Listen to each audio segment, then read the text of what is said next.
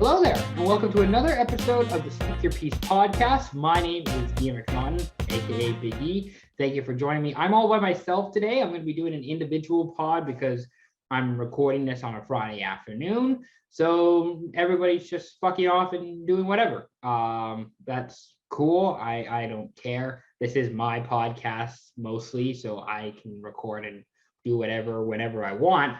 But we have no guests. Fortunately, you guys sent in some great questions, so I believe there's 6 or 7 questions that I'm going to be answering during the show.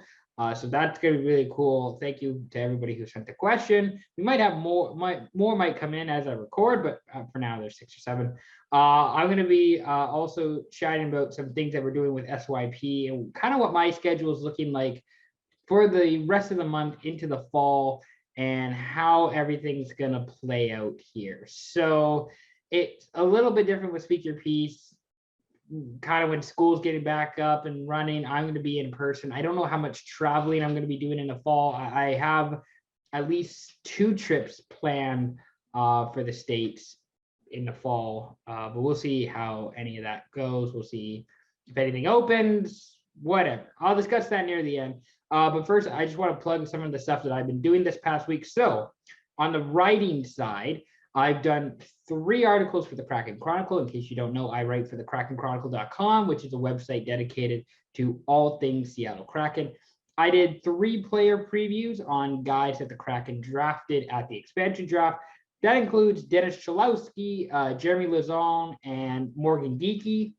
You can check all of those articles and more at thekrakenchronicle.com. For Speak Your Piece, I did a preview blog on the AFC East in the NFL. I have one more on the way this week for the NFC North, where I preview the Packers, Bears, Lions, Vikings. That'll be out either late Friday, Saturday, Sunday at the very latest. So if you haven't already, go check out all of my work at speakyourpiece.ca, including some of our NFL blogs. I should have a couple more NFL pieces coming out. I have that plan, as well as an F1 piece coming out. I might do a baseball or hockey. I might do another rugby one too, because Rugby Sevens is going to be coming to Vancouver in a month. So I might do that as well. But basically, go check out speakyourpiece.ca to find my written work, as well as krakenchronicle.com. You can find both those places easily on the internet if you search it up. Podcast wise, Scott and I did a podcast on Tuesday night that came out Wednesday. It's the one where I talked about sacking myself doing the hurdles in like 9th grade. Great stuff. Really fun episode. Highly recommend you go check that out. I got 2 videos also on the Speak Your Piece YouTube channel that came out this week, where I talked about the winners and losers from Rugby Sevens at Tokyo 2020. And I talk about my 6 storylines, top 6 storylines from the Hungarian Grand Prix last Sunday in Budapest in Formula One. So go check out Speak Your Piece on YouTube. Be sure to like those videos, subscribe to the channel for more content. We got a lot of stuff coming out YouTube-wise in the next few weeks here. So let's get into this podcast. Let's get into this mailbag podcast where I got to answer people's questions. So basically I asked whatever, just send in your questions. I don't really care. I might do another kind of podcast like this later on, where I do kind of just host the podcast. You guys send in questions, because that's one of the things that I want to improve on, is kind of my individual hosting, my solo hosting, because I feel like that's one of the most difficult yet important things you can do, is being able to host individually. Whether it's for an hour, 2 hours. You see guys who are hosting radio shows for 3 hours. Mad respect to anybody who's hosting a 3-hour radio show in the morning, especially by themselves. It can be very difficult. So I'm going to go through everybody's questions here that have been sent in. We have 7 questions. I'll start with SYP Ravisher sending in his question. Are the Bulls a contender? By the way, I don't know if you heard that. There's a car honk. Basically, I have the door open so my dog can go in and out whenever he so chooses. He's actually on the back porch right now. I wish I could show you, but it's not quite easy. SYP Ravisher asks, are the Bulls a contender? And I don't, contender is a fascinating word.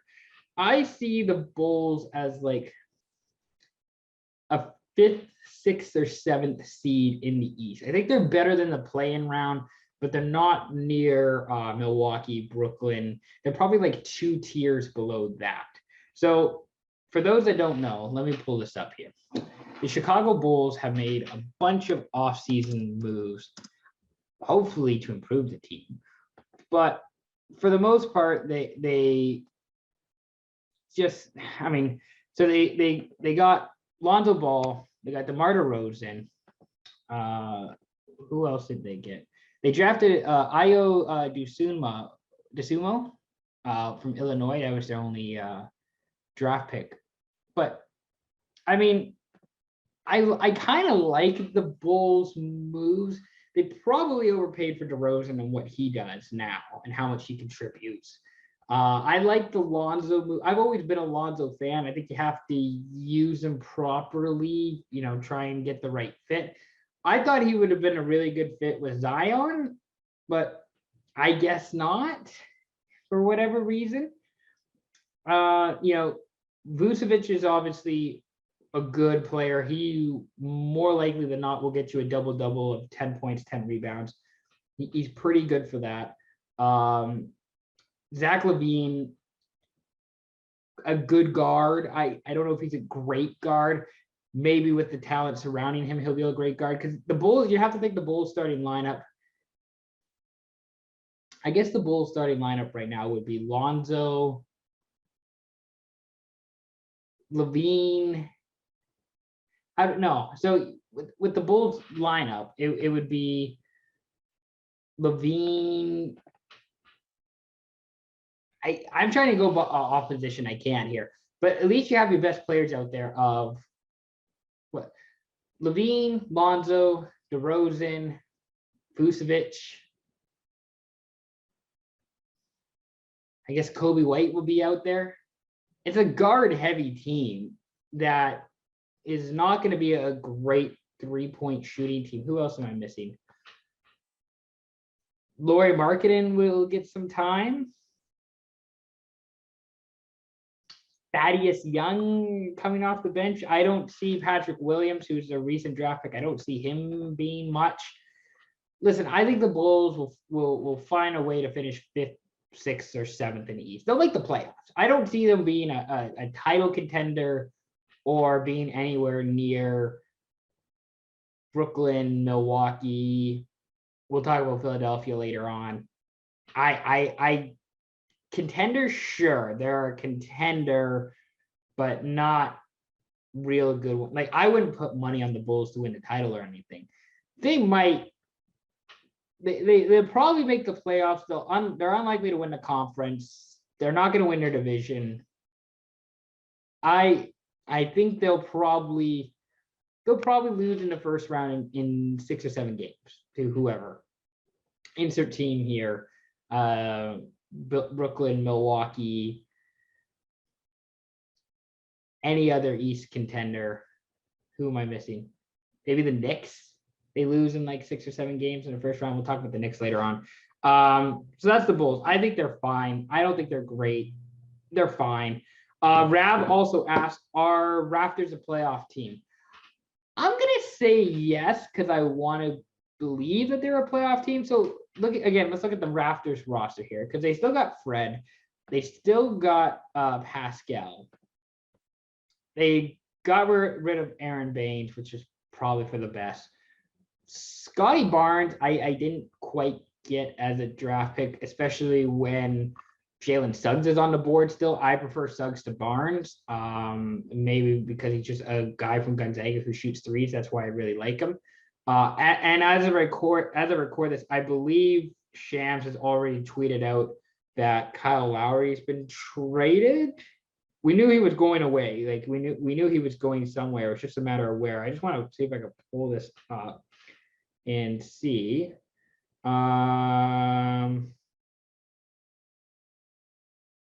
3-year deal and a sign and trade for Kyle Lowry. That's going to Miami.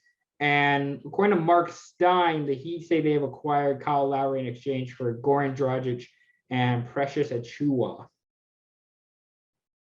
I guess it's so you get Goran Dragic to replace Kyle Lowry, which I'd call that a downgrade. Here's the thing. I like Fred. I like Pascal. I like Chris Boucher. Kem Birch is coming back. OG is good. What concerns me is this team's bench. I don't know what their bench is going to be looking like next season. I like Nick Nurse as a coach. I think Nick Nurse, and again, maybe it's because he wears glasses that I really like him, but I like Nick Nurse as a coach. I'm just concerned about the bench. I think Gary Trent is coming back as well. They are, in my mind, they are a playoff team. There's too much. I think Fred and Pascal is a good enough duo to get you to the playoffs. Throw in OG, Boucher, Gary Trent Jr. Those guys should be enough to help get you to the playoffs.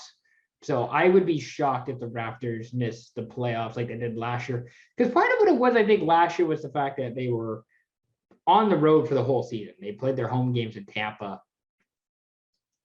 They just had a lot of expectations 2 years ago with Kawhi.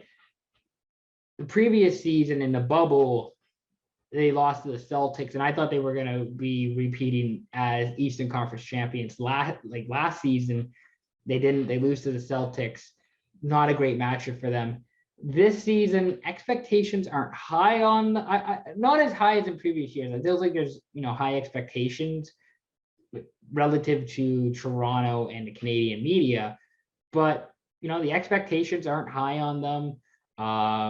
They still got a pretty good group of guys with Fred, Pascal, Boucher, OG, Goran Dragic, Gary Trent Jr., all the guys that I named. Maybe Scotty Burns becomes an impactful piece right out the gate.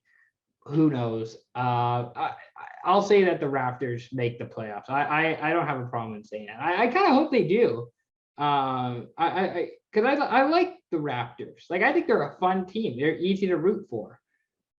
They got really talented guys, but we'll see. I have them making the playoffs, so that's my humble opinion. Okay. Finally, Rav asked, does Ben Simmons actually get 4 first-round picks for Philly when he's inevitably traded? He won't. Philly doesn't get 4 first-round picks for Ben Simmons. I don't think anybody.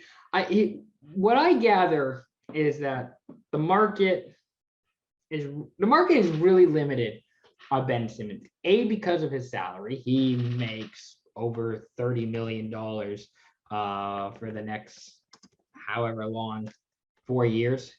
He is making, let me pull this up, he is making $29 million, average salary of 35.4. He's a free agent in 2025.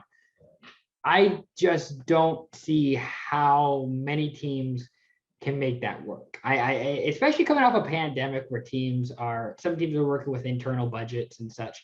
I don't see how a lot of teams can take in that much salary for a guy, and this is the second thing, for a guy who's a liability on offense. Whenever you're playing with him, is 4-on-5 essentially on offense. And it's a bit of the Lonzo thing, almost to a worse extent, because Ben Simmons is a bit more of a prestigious player, is a bit more of a highly thought of player than Lonzo Ball. So when Ben Simmons isn't contributing offensively, then it's really bad. Then it's a really bad look. So how many teams are going to want to, like I said, take on an average of $35+ million for the next 4 years and have a liability offensively who he can't even take it. It's not even taking it, making his own shot. He can't take his own shot. He refuses to take his own shot. He refuses to shoot, not comfortable taking free throws. Why would you want him? Who would really want him? So the team that really stands out to me, as there's 2 teams who really stand out to me as somebody who would trade for Ben Simmons. That's the Golden State Warriors. I think it makes sense defensively. You pair him with Draymond, and he doesn't have to shoot. You have Steph there who's a shooter. You have Clay who's a shooter. Presumably you have Wiggins or somebody else who could be a shooter. And presumably you're sending somebody like Jacob Wiseman back the other way to Philadelphia to make the trade happen. But I think it just makes sense for him to go to Golden State, where he doesn't have to be the number one shooter. He doesn't have to be the number one option in the offense, and he can play great defense opposite Draymond or wherever you need him, and you don't have to worry about that. Plus, Golden State, they will take on whatever amount of money to win. I think they're a team that's willing to go over the tax heavily to go make a contender or to create a contender. Now, Portland, who I think would also be interested in somebody like Ben Simmons, they would have to trade either Dame or CJ to get him. I think if you're trading Dame or CJ, you're throwing in a towel for a rebuild. You're saying it's done with these guys. We can't win with this core. We have to change it up. And you don't have a better chance of winning, I think, with Ben Simmons than you do with Lillard or McCollum. I just don't think you do. So by taking on that salary, by adding Simmons, you're kind of, I don't know if we want to say rebuilding, but retooling anyways. And I don't think you can say, like, you're probably not giving up a first round pick to if you're trading Dame Lillard, like you're getting a package back from Philly for trading Dame Lillard. And you might be taking in a package to take Simmons if you're trading CJ McCollum as well. I don't know how you make it work with Simmons to Portland. I just know it would be a downgrade. You might be able to get a first round pick from Philadelphia if you trade, maybe even more if you trade for Ben Simmons. But those are the two teams that make sense. I don't see anybody, unless it's a really dumb GM. I don't know who the dumbest GM in the NBA is right now. But whatever the Ken Hall and Jim Benning equivalent in the NBA is, that team might be stupid enough to trade for first round picks plus players to get Simmons. I don't know who that team is, but I think it's very unlikely that more than 2 first round picks and probably with lottery protection gets moved for Ben Simmons at this point. We're in August and he hasn't got moved. Like, this is probably going to be like a James Harden type thing. And it's not even going to be for as much as James Harden, because Simmons is not even close to the same player or value as Harden is. So it's going to happen in September and October probably. And then they can work out a deal, not for 4 first round picks. God, no. All right. SYP creator Scott asks, what's a less entertaining show, Outer Banks or Riverdale? I'll be honest, I couldn't get through like 3, 4, maybe 5 episodes at most. I haven't watched either one of these shows at least in a year. It's been a while since I've seen either Outer Banks or Riverdale. I think they have a new season of Outer Banks coming out, but I don't know for sure. I should also note, I don't actually have my own personal Netflix account. I basically watch Netflix whenever my dad puts it on when I'm in Burnaby, or I just take my brother's account when I'm back in Squamish. So I'm that asshole essentially who doesn't have his own Netflix account. So I don't watch a whole lot of Netflix to begin with, unless it's Drive to Survive, F is for Family. Big Mouth is a really good show that I enjoy with Nick Kroll on Netflix. And they also announced a new season of Stranger Things coming out next year, which not really surprising. 2022. Less entertaining show. I'm going to go with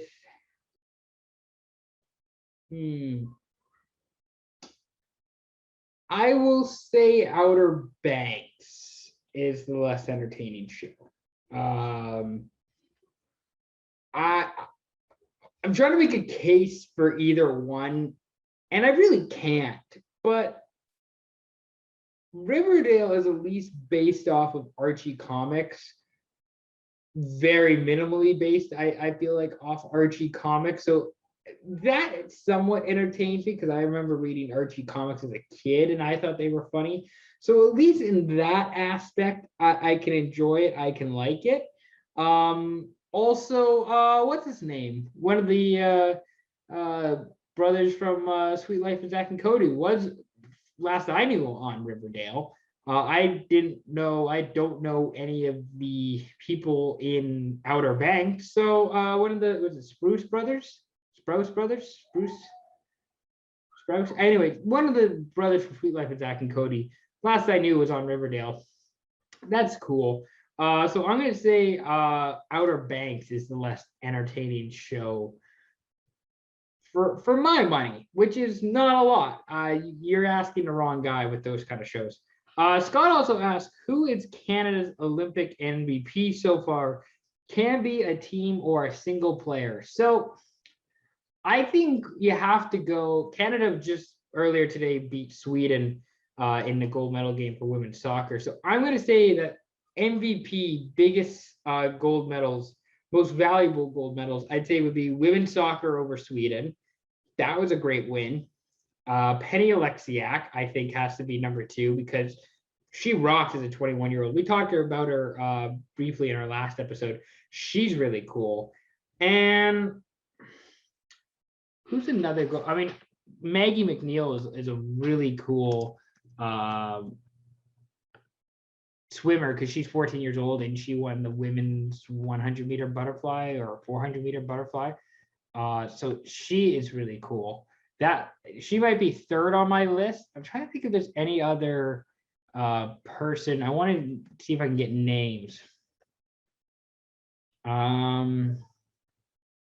Oh, the softball, Canada softball team won bronze against Mexico, so that's cool. Shout out to Canada's softball team. Andre DeGrasse got gold in the men's 200-meter. Oh, I think you have to put in probably, so my top 5 of like my MVP voting for top 5 Canadian Olympic athletes so far. Number 1, Canada's women's soccer team. Number 2, Penny Alexiak. Number 3, probably Andre DeGrasse. 4 is Maggie McNeil. And 5 is Damian Warner, who won the decathlon, which that's fucking cool. Winning the decathlon, winning all 10 events, and you're the best in the world at that. You're the world's greatest athlete. You have to be if you're like the decathlon gold medalist in the Olympics, aren't you? Like, that's a fucking cool medal. Shout out Damian Warner. I want to get him on the podcast. Maybe we can have him on. He seems like a really cool dude. Probably one of the most in shape guys you would think in the world. So yeah, so it goes, just final repeat myself of Canada's Olympic MVPs. I think the rankings would go number 1, Canada's women's soccer team. Number 2, Penny Alexiak. Number 3, Maggie McNeil.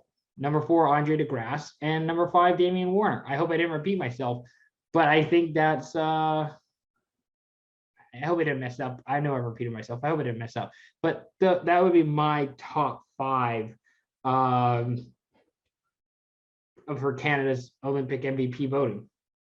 Okay.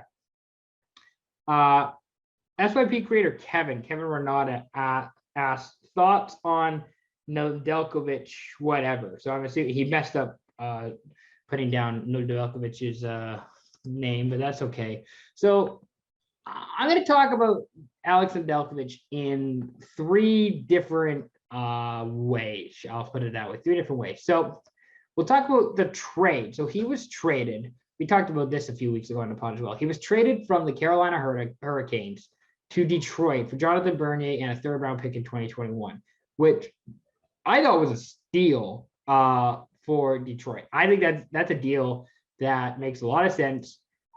It gives them a another win in the trade column because Steve Eisman just keeps winning deals left, right, and center, which you love to see that. At least I do as a Red Wings fan. So that trade, and I'm glad to see at least Bernier. Yeah, he had the opportunity to go to Carolina. I'm surprised he didn't sign him. I can't believe that they didn't get a deal done. But I mean, essentially you're trading Nedeljkovic for a third round pick. I'm cool to do that. 9 times out of 10, I'll make that deal.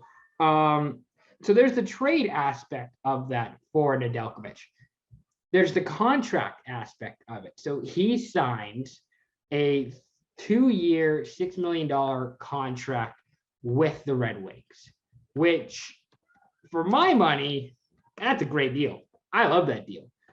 He's going to be making $3 million over the next AAV of $3 million over the next 2 years. So he gets a base salary of $2.5 million this upcoming season, and in 2022, 2023, he gets $3.5 million. So pretty much you get a great value contract for a good goaltender, and you pair him with Thomas Greiss, who's making $3.6 million on the cap next year. So you're spending $6.6 million in goaltending next season for Greiss and Nedeljkovic, who are 2 really solid goaltenders. I like that. I think that's a good move. So the contract makes a lot of sense. He could be the franchise goalie for the next 5 or 10 years. I don't want to get him ahead of myself, but a nice 2-year deal. He has UFA after that. I'm cool with that. I don't have an issue with that.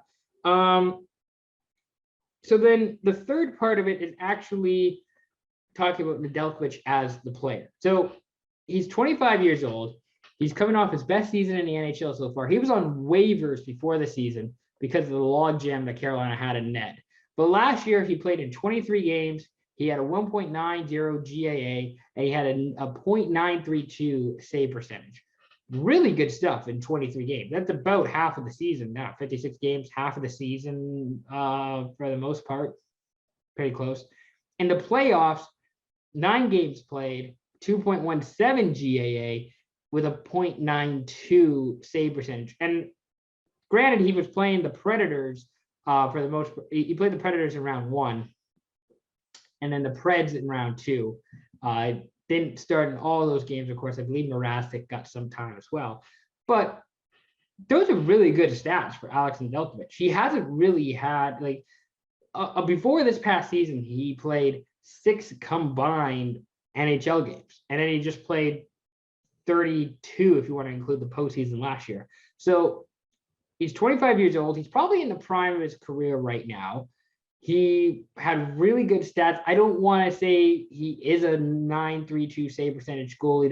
That is who he is, because last season I think was a bit of a fluke, and we had so many different circumstances last season that I don't want to say, objectively that's who Nedeljkovic is as a goalie, because I don't think he is. He's probably more around like the 9.15 save percentage.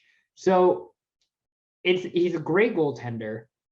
He is, I just want to see if I can get he's 6 foot, he's 189 pounds. So he's not like the big, tall netminders that we see a lot of NHL teams employing today, who like Vasilevsky is like 6'6". But on the other hand, neither is Thomas Greiss, who is going to probably be the 1A starter next year, who is 6'2" and 232 pounds. So the Red Wings aren't employing the big goalies that we've been seeing in the past. They're going with smaller guys who, I would say both Greiss and Nedeljkovic have great lateral movement, great rebound control. The Red Wings defense, I don't know if it's a whole lot better than that. It should be somewhat better than last season, because you add Nick Leddy to the pot. You got Jordan Osterley from the Arizona Coyotes. Gustav Lindstrom should be playing more. Philip Hronik's not that great defensively, but he's a pretty solid defender, all things considered. Listen, I think it's a great deal for Detroit to get him, to sign him, and to have him at the bare minimum as your 1B starter. He could be a 1A starter, but I think what you're asking of him at $3 million is to play 30, 35 games, probably between 30 and 40 games next season. Give us, a 9-10 save percentage, and we'll make it work. The Red Wings aren't making the playoffs next year, or I highly doubt they make the playoffs next year. But this at least gives the team, because Greiss is a free agent after the season, this at least gives the team and Steve Yzerman, the GM of the Red Wings, some sort of concrete plan, or at least some sort of a fallback option of saying, well, we can bring back Alex Nedeljkovic and he could be our goalie. So in that regard, I think there was talks about Bernier coming back, and I wouldn't have been totally opposed to that. Probably would have come back for the $3 million that you're paying for Nedeljkovic, but why not just pay Nedeljkovic if you can get him for a third-round pick instead? Because again, the Red Wings have a surplus of picks. I like it. I'm happy with it. I wouldn't be surprised if he gets, a 3-year deal after this 2-year deal, or maybe he gets a 2-year extension after this season. So that's my thoughts on a Nedeljkovic trade. Sign, 1B starting with the Red Wings next season. Finally, Max Kleben, he asked us thoughts on my Knicks team's great offseason. So I have to pull up who actually the Knicks got this offseason, because I don't actually know for sure. I haven't been paying total attention. Somebody put an article on it. Perfect. That can help me. So they had, I believe it was 4 picks in the draft. I'm going to see if I can pull up the Knicks draft here. New York Knicks offseason.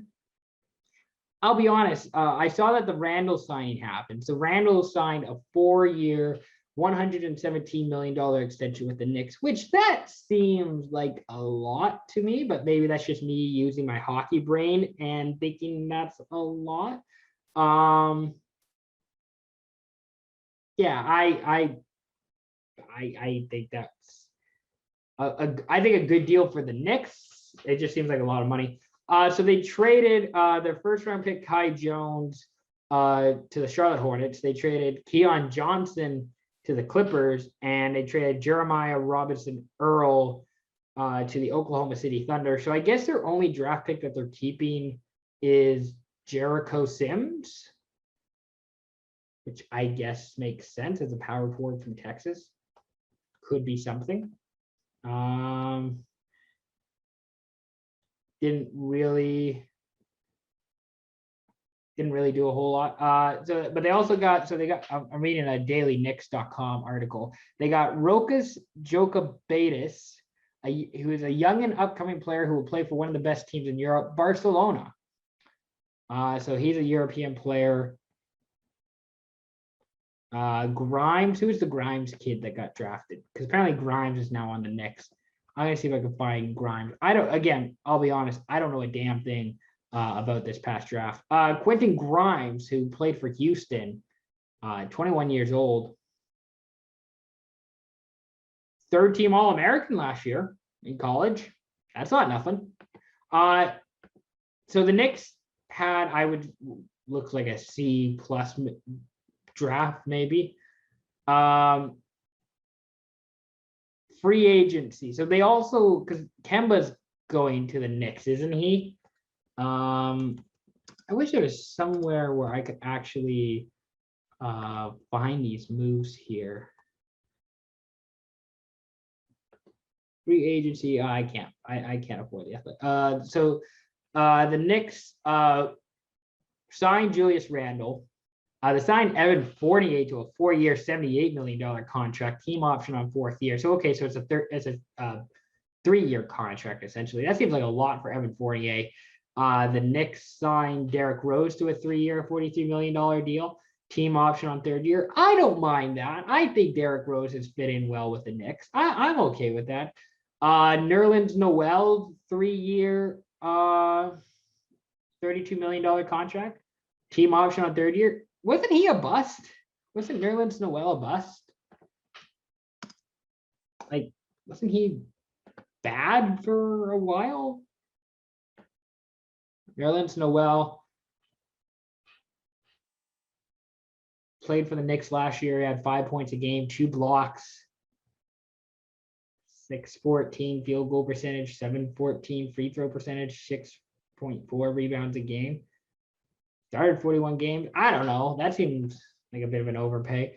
Alex Burks, 3-year, $30 million contract, team option on 3rd year. Taj Gibson, veterans minimum. Kemba Walker will be signed to a contract. Yeah, listen, here's the thing. I still think the Knicks, if they brought back their roster from last year, they're probably in the same ballpark as the Bulls, as like a 5, 6, 7 team. Not a great team, but not a horrible team either. I would say their whole offseason is like a C+ or a C. I don't think it's great, but I don't think it's completely awful either, if I'm being completely honest. Maybe the Knicks had a better offseason. Listen, again, I'm not going to act like I know everything about basketball, but that just seems like a slight overpay for some guys, particularly Noel, Evan Fournier, who I've never thought of that highly, but maybe he adds something. Because who would be the Knicks' big 3 right now? Would that be Kemba, Randall, Evan Fournier? Is that your big 3 option? That doesn't seem like a great option. Listen, I'm sure the Knicks are going to make the playoffs next year, and they'll just keep building. I'm sure that's the answer here. That's really all the questions I have. I mean, I could talk about some of the other SYP stuff that we got going on. So pretty much tomorrow, Saturday, when this comes out, I'm going to be in Coquitlam covering the WHL Future Stars event. You should check that out. I'll make sure to share the links where I can. That's going to be a really fun day of lacrosse. It's going to be my first in-person event that I cover since last year's Rugby Sevens in Vancouver, March 2020, which is insane. Like, it's over 500 days since I've covered a sporting event in person. So I get to do that. So you should go check that out. SYP wise, we're planning on having our 100th episode sometime by the end of the month. We'll probably do like a big sort of party, get together with some people. We'll do the 100th episode then. It might be a long one, so keep that in mind. If you plan on listening to it, it could get really long. You might have to set out a day to listen to it. I don't think it'll be that bad, but just giving you the idea. And then, so September is going to be busy for myself. That's one month where I have a trip planned to the States, where I'm going to hopefully be covering the Everett Silvertips preseason tournament, as well as going to a baseball game. I'm hoping I am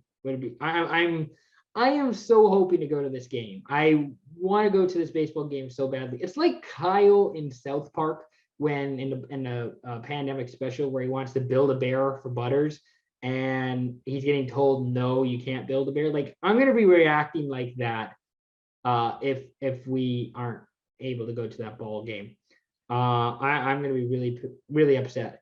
But pretty much, so the weekend, so let me go through every weekend in September quickly. Long weekend in September, I'm hoping to do some college football, maybe streaming, maybe watching some college football action. It's basically going to be the big kickoff weekend for college football, so that's what I'm going to be doing a lot of. The Notre Dame game is on the Sunday night against Florida State. I'm absolutely watching that. That's going to be really fun. So the weekend after then, which is, I believe, is it the 11th and the 12th? I'm going to pull that up right now. September 11th and 12th. That's a Saturday, Sunday. I'm hoping to be in Everett, Washington, covering the Silvertips preseason tournament then. So that's going to be a really busy weekend for myself, and hopefully we'll get some SYP content, especially in the early games. Hopefully we can get something going. And then the 13th, I'll hopefully be able to go watch the Red Sox play the Mariners with my mom. That's what I'm really hoping for. I really want to go to that. The weekend after, September 18th and 19th, I'm going to be at BC Place covering the Canada Rugby Sevens tournament, assuming that still happens. That's still on right now. They've been selling tickets for it. So that's going to be my plan for that weekend, the 18th and 19th, to be covering Rugby Sevens. Again, if you haven't already, go check out my YouTube video talking about the winners and losers from the last big Rugby Sevens tournament, which was at the Olympics.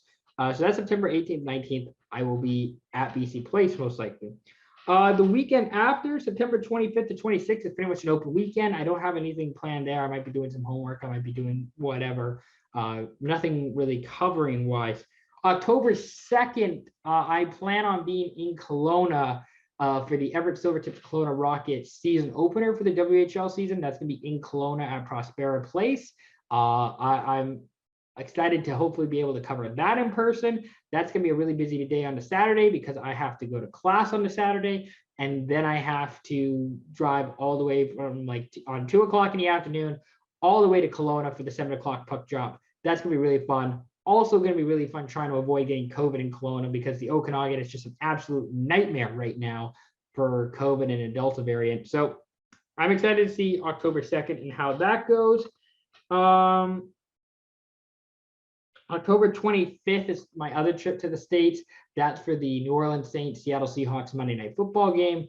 That's going to be really cool. I haven't been to a Seahawks game since 2006, I think was when I last checked, was 2006 against the Chargers. It'll be 15 years since I've been to a Seahawks game. Phillip Rivers was the quarterback for the Chargers. Matt Hasselbeck was the quarterback for the Seahawks. The Chargers were actually in San Diego, playing in San Diego at the time. So that's cool. So that should be really awesome. Otherwise, I don't have other traveling plans or events coverage set yet. I'm probably going to be covering a couple Kraken games, some Canucks games here and there where I can. So be sure to stay on the lookout for that as we get all that stuff figured out here. Again, be sure we got twice a week podcast usually coming out now. I do some YouTube videos here and there. About twice a week I do YouTube videos. I usually do about 2-3 blogs a week now, so be sure to check out my writing as well. August is still a fairly busy month, even though we're kind of in the off season for everything, so it's still somewhat busy. Thank you again for all your support. It's greatly appreciated. If you're watching this on YouTube, be sure to like the video. Be sure to subscribe to the channel. This has been awesome being able to do the solo hosting for a little bit. It's been great doing my own thing for a bit. I can't wait until we can have more guests on so I can, chat and talk with people. I think we're going to have more guests on in the coming weeks, months, kind of as things normalize a bit into September, October. I'm sure we're going to have more guests on and people coming on the pod.